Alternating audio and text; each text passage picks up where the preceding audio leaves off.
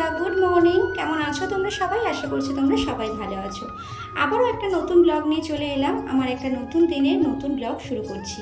আজকে শনিবার, দেখো আজকে কি রোদ্র পড়েছে। আর সকাল সকালই আজকে রান্নাটা সেরে নেব। আজকে রান্না করব ইলিশ মাছের ভাপা, তার সাথে বেগুন দিয়ে আর কুমড়ো দিয়ে পাতলা ঝোল। আর ওদিকে করে দিচ্ছি ভাতটা প্রায় হয়ে এসছে। এবার মাছটাকে ম্যারিনেশন করে নেব। তো চলো তোমরা ব্লগটা পুরোটা দেখতে থাকো।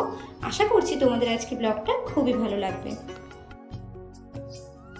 আজকে ইলিশ মাছের ভাপাটা একটু অন্যরকমভাবে করব। তো চলো সেটাই তোমাদের সাথে শেয়ার করছি। এদিকে দেখো কড়া বসিয়ে দিয়েছি আর ওদিকে ভাত প্রায় হয়ে এসছে। একটু পরে রিউকে স্কুলে দিয়ে আসবো, তো তাড়াতাড়ি করে রান্নাটা সেরে নিচ্ছি। এবার কড়াই গরম হয়ে গেছে, সর্ষের তেলটা দিয়ে দেবো। আর ওদিকে একটা ব্যাটার রেডি করে নিয়েছি। এদিকে বেগুন আর কুমড়ো আরগুলো ভেজে নেব। এখানে বেগুনটা ফার্স্টে তেলে আমি ভেজে নেব, তারপরে ওই তেলেই আমি ভাপাটা বসিয়ে দেবো। তো চলো দেখতে থাকো তোমরা।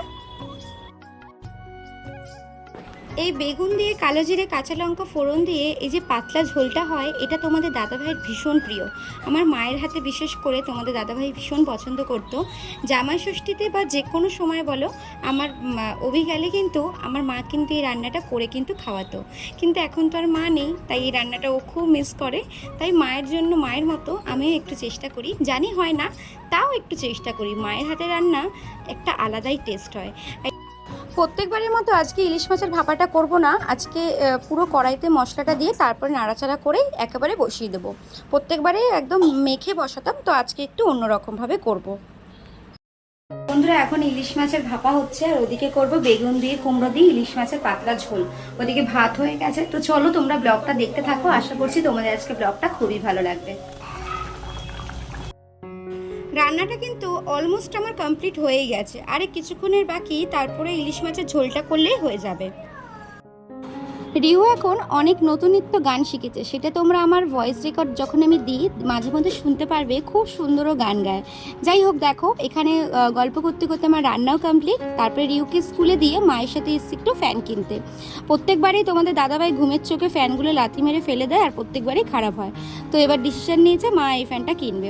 তো এদিকে দেখো বিকালবেলা ভুট্টা নিয়েছিলাম, একটু ভুট্টা পড়িয়েছি আর তার সাথে রিহুর জন্য একটু ম্যাগি করেছি। যেহেতু ঠান্ডা লেগেছে, একটু ভালো লাগছে মুখে খেতে, তো ওর জন্য রিহুকে একটু ম্যাগি করে দিলাম, আমি একটু ভুট্টা পোড়ালাম। তারপরে হঠাৎ করে একটু চিকেন কিছু খেতে ইচ্ছা করছিল, ওর জন্য ঘরে একটু চিকেন ছিল।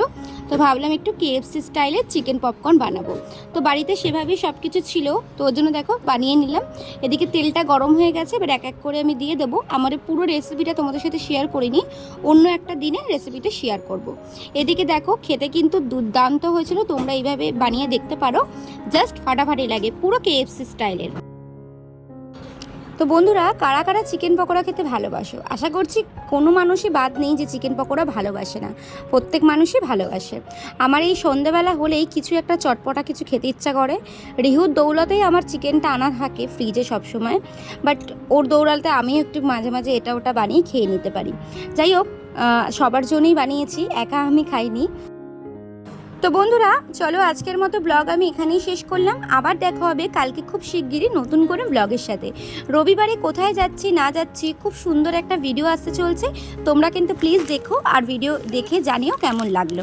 তো আজকের মতো এখানেই টাটা, আবার দেখা হবে খুব শিগগিরই অন্য কোনো ব্লগের সাথে। কেমন লাগলো ভিডিওটা অবশ্যই জানাইও। আমার ইউটিউব থেকে দেখে থাকলে চ্যানেলটা সাবস্ক্রাইব করে দিও, ফেসবুক থেকে দেখে থাকলে পেজটাকে ফলো করে দিও। টাটা।